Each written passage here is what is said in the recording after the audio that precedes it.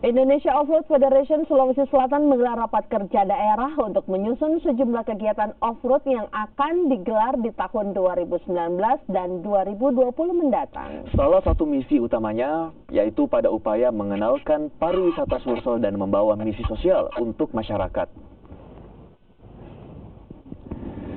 Digelar di Ballroom Hotel Swiss Bell, Panakukang, Makassar, pengurus daerah Indonesia Off-Road Federation Sulawesi Selatan dihadiri pengurus cabang IOF dari 7 pengurus cabang, di antaranya Makassar, Parepare, Baru, Goa, dan Takalar.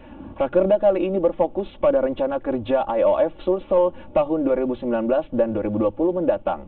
Ketua IOF Sulsel, Adi Rashid Ali, menekankan bahwa IOF sebagai organisasi off-road harus fokus pada pengenalan pariwisata melalui berbagai event off-road yang sengaja digelar di tiap-tiap daerah di Sulsel sebagai upaya untuk eksplorasi potensi wisata dan kuliner daerah. Misi lainnya adalah gerakan sosial yang dibawa oleh IOF dalam setiap kegiatannya.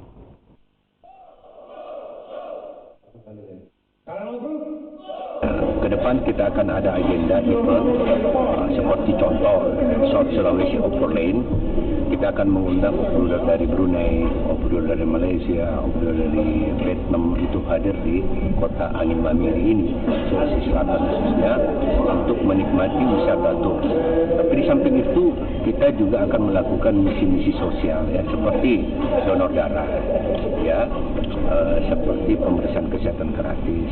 IOF Pemda Sulsel sendiri dalam mengangkat tema kegiatan SSO, yaitu South Sulawesi Overland, di mana dalam kegiatan itu mengangkat tema pariwisata, menggali, mengeksplor pariwisata dari Sulawesi Selatan, memperkenalkan keluar melalui dirangkaikan dengan kegiatan-kegiatan off-road, light off-road, keliling ke wisata-wisata yang ada di Sulsel.